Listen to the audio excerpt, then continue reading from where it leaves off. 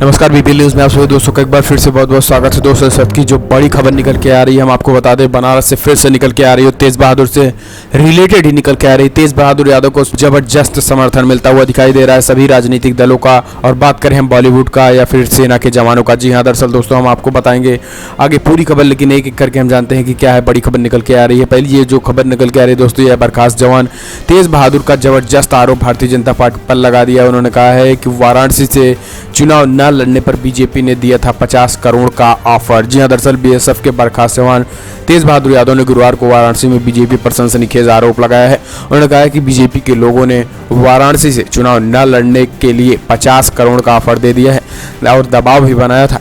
वाराणसी संसदीय सीट से SP BSP गठबंधन के प्रत्याशी के रूप में पर्चा खारिज होने के बाद तेज बहादुर गुरुवार को मीडिया के सामने आए। उन्होंने बताया कि पहले निर्दलीय प्रत्याशी के तौर पर नामांकन करने के बाद जब घर गए तो पहुंचे, वहां पर बीजेपी के लोगों ने 50 करोड़ का ऑफर दिया। हालांकि ऑफर देने वालों का नाम बताने से इनकार कर दिया, लेकिन उन्होंने कहा है कि वो शातिर लोग हैं। अगर हम ऑफर देने वालों का नाम बता देंगे कहीं ना कहीं वो उनको भी मार देंगे, इसलिए हम ऑफर देने वालों का नाम नहीं बताएंगे। लेकिन भारतीय जनता पार्टी इस समय देश में पूरी तरीके से लोकतंत्र को खत्म कर रही है और जो बीजेपी का इस समय समर्थन कर रहे हैं वो आने वाले समय में बीजेपी का ही विरोध नहीं कर पाएंगे, ये हम कह दे रहे हैं। सेना का जवान जो देश हित के लिए बात करता है, लेकिन सेना के जवान को ही वो देशद्रोही साबित कर रहे हैं। वो खाने पर सवाल खड़े करने के लिए हमें बाहर कर देते हैं। तो हम समझ सकते हैं कि अगर हम अपने हक की आवाज़ नहीं उठा सकते हैं तो देश में किस तरीके की स्वतंत्रता है। जबरदस्त प्रधानमंत्री मोदी पर हमला बोलते हुए 50 करोड़ का ऑफर देने का जबरदस्त आरोप भी लगा डाला है। दरअसल तेज बहादुर ने प्रधानमंत्री मोदी पर भी बड़ा आरोप लगाया। उन्होंने कहा कि पीएम मोदी ने मुझे बर्खास्त कराया है, मेरे बेटी की हत्या तक भी उन्होंने ही कराई है।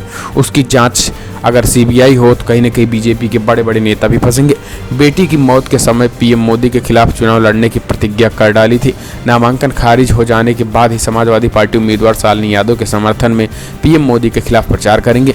नकली चौकीदार के खिलाफ असली चौकीदार की लड़ाई जारी है। यानी हम कह सकते हैं कि जिस तरीके से तेज बहादुर यादव न केवल बनारस में बल्कि पूरे देश में जिस तरीके से माहौल बना रहे हैं, उससे कहीं न कहीं बीजेपी को आने वाले समय में जबरदस्त नुकसान होता दिख रहा है। क्योंकि एक सर्वे में भी ये बड़ा खुलासा हुआ है कि तेज बहादुर यादव में जिस तरीके से गठबंधन में शामिल हुए थे, सपा बसपा के टिकट से प्रत्याशी बनाए गए थे, उसके बाद से माना जा रहा है कि समाजवादी पार्टी और बहुजन समाज पार्टी की गठबंधन की स्थिति यूपी में और मजबूत होती दिख रही है। क्योंकि जिस तरीके से सेना को लेकर प्रधानमंत्री मोदी आए दिन हर रैलियों में मुद्दा बनाते थे और सेना की ही बात पर अब घिरते हुए दिखाई दे रहे हैं।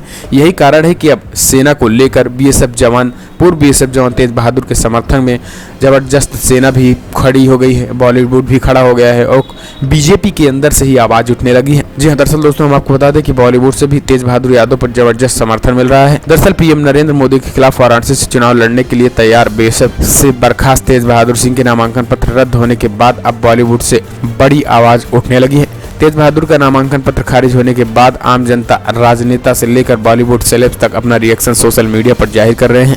तो वहीं सिंगर विशाल डडलानी ने भी तेज बहादुर यादव के नामांकन रद्द होने पर ट्वीट किया। विशाल डडलानी ने ट्वीट में लिखा है कि कौन जानता था कि फेकू इतना फट्टू भी है। विशाल के इस ट्वीट से उनके फैन ने भी अपना रिएक्शन दिया है कि जिस तरीके से बॉलीवुड से भी आवाजें उठने लगी हैं, कई राजनेताओं के भी आवाजें उठने लगी हैं, बीजेपी से ही बगावत देखने को मिल रही है। ऐसे में माना जा रहा है कि भारतीय जनता पार्टी की स्थिति कहीं न कहीं कमजोर होती दिख रही है और जो बीजेपी अपने आप को फ्रंट फुट पर खेलने की बात कर रही थी, वो सेना के मुद्दे पर और सेना के बर्खास्त जवान पर जिस तरीके से चुनाव आयोग पर माना जा रहा है कथित रूप से वो दबाव बनाकर पर्चा उनका निरस्त कराए हैं, उससे कहीं न कहीं बीजेपी को एक बार फिर से यूपी में खासा झटका देखने को मिल रहा है। माना जा रहा है कि आने वाले 5वें, 6वें और 7वें चरण में इसका परिणाम पूरी तरीके से देखने को मिल सकता है बीजेपी के खिलाफ वोट मिलकर। आपको लगता है कि क्या वाकई में इसका 5वें, 6वें और 7वें चरण में बीएसएफ के जवान का पर्चा निरस्त होने का उसका प्रभाव बीजेपी पर पड़ेगा? अगर ऐसा लगता है तो कमेंट के माध्यम से अपनी राय देना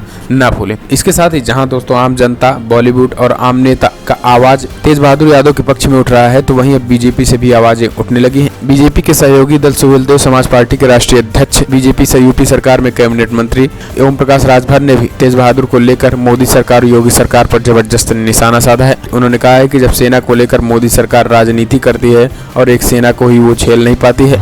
आखिर तेज बहादुर यादव ने कौन सा मुद्दा गलत उठाया था? उन्होंने अपने खाने की ही तो बात की थी।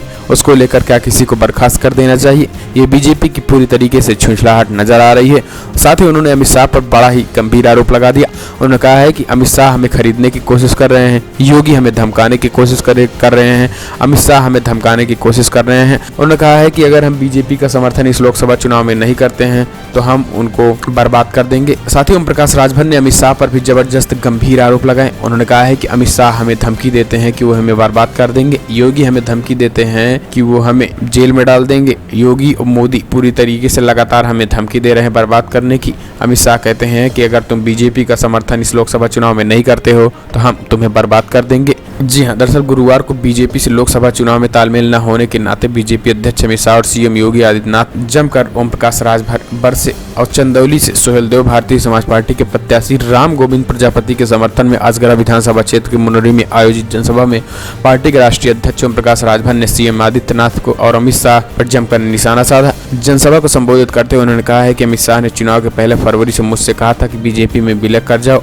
वरना तुम्हें बर्बाद कर दूंगा। ओम प्रकाश राजभर ने कहा है कि वो शायद यही नहीं जानते हैं कि हम महाराजा सुहेलदेव राजभर के वंशज हैं जिन्होंने 40 किलो की तलवारें चलाई थी। सुहेलदेव समाज पार्टी के राष्ट्रीय अध्यक्ष ओम प्रकाश राजभर ने जनसभा को संबोधित करते हुए ये भी कहा कि 14 मार्च को सूबे के मुखिया योगी आदित्यनाथ ने मुझे रात 12 बजे बुलाया और अपने आवास पर धमकाया है।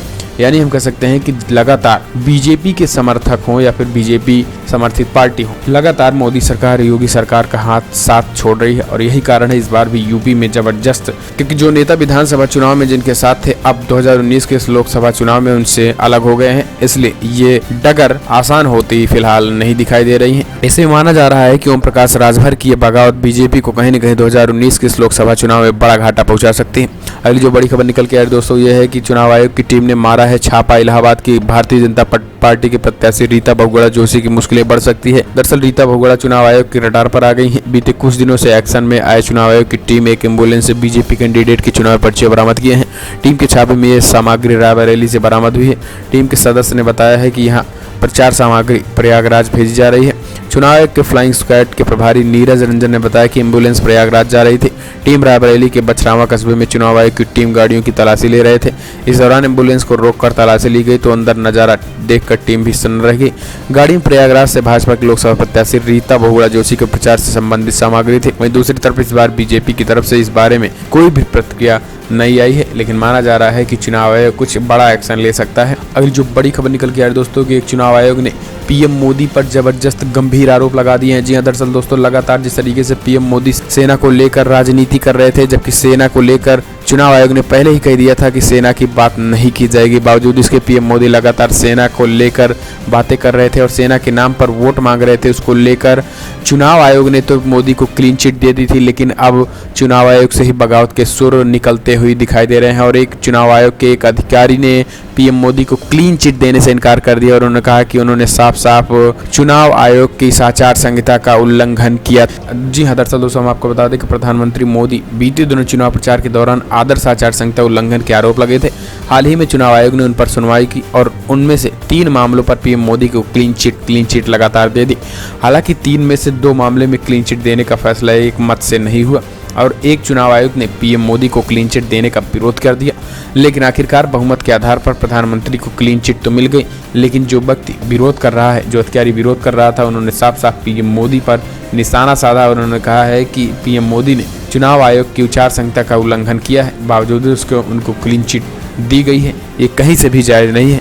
यानी हम कह सकते हैं कि एक मत प्रधानमंत्री मोदी को लेकर कहीं नहीं भी चुनाव आयोग से भी विरोध की आवाजें उठने लगी है। अगली जो बड़ी खबर निकल के आ रही है दोस्तों, तेज बहादुर यादव पर बोल दिए हैं सिद्धू। कांग्रेस पार्टी के बड़े नेता सिद्धू ने दिया है बड़ा बयान। उन्होंने कहा कि वाराणसी में एक जवान मोदी के खिलाफ वोट मांग रहा है और प्रधानमंत्री मोदी हैं कि उनके सामने लड़ने की हिम्मत नहीं है। जी हां, दरअसल वाराणसी लोकसभा सीट से समाजवादी पार्टी के प्रत्याशी रहे बीएसएफ के पूर्व जवान तेज बहादुर यादव की उम्मीदवारी को चुनाव आयोग ने रद्द कर चुका है। ऐसा तब हुआ जब देश में सत्ताधारी दल बीजेपी सेना के नाम पर वोट मांग रही है। इसके पीछे की वजह थी जिला निर्वाचन अधिकारी सूरज सिंह द्वारा भेजे गए नोटिस को। लेकिन अब उसके बाद पूरी तरीके से सभी राजनीतिक पार्टियां मोदी सरकार पर और मोदी और चुनाव आयोग पर जबरदस्त हमलावर हैं। इसी को लेकर नवजोत सिंह सिद्धू ने ट्वीट करके प्रधानमंत्री मोदी पर जबरदस्त निशाना साधा। उन्होंने कहा है कि एक सेना का जवान एक नकली चौकीदार के खिलाफ एक असली चौकीदार लड़ रहा है, लेकिन मोदी हैं कि उसको भी लड़ने नहीं दे रहे हैं। ये कैसा लोकतंत्र है और ये कैसा राष्ट्रभक्ति है। जो प्रधानमंत्री मोदी लगातार सेना की बात करते हैं और सेना को ही लड़ने नहीं दिया जा रहा है, तो यह कैसा राष्ट्रभक्त है। बीजेपी प्रत्याशी मोदी जी के नाम पे ये वोट मांग रहे हैं, मोदी जी फौज के नाम पर वोट मांग रहे हैं और वाराणसी में फौज ही मोदी जी के खिलाफ वोट मांग रहे हैं। तो ये सब मोदी है तभी मुमकिन है। ये जबरदस्त तंज नवजोत सिंह सिद्धू ने पीएम मोदी पर कसा है। अगली जो बड़ी खबर निकल के आई दोस्तों, वो है तेज बहादुर के वकील ने दे दिया है बड़ा बयान। उन्होंने कहा है कि पीएम मोदी के लिए चुनाव आयोग ने सारे नियमों की धज्जियां उड़ाकर रख दी हैं। जी हां, बीएसएफ के बर्खास्त जवान तेज बहादुर यादव के नामांकन रद्द होने के बाद उनके वकील भड़क गए हैं। सुप्रीम कोर्ट के वकील नितिन मेश्राम ने वीडियो में बताया कि कैसे लोकतंत्र का मजाक बनाया जा रहा है। तेज बहादुर यादव जो इस देश के नागरिक हैं और पूर्व सैनिक भी हैं, उनसे अलोकतांत्रिक तरीके से चुनाव लड़ने से किस तरीके से रोका जा रहा है, जिसके लिए पूरा का पूरा तंत्र लगा दिया गया है। चुनाव आयोग व बीएसएफ की भूमिका संदिग्ध बताते हुए मेश्राम ने कहा है कि चुनाव आयोग भारी दबाव में था, जो कि बात करने पर भी घबरा रहा था।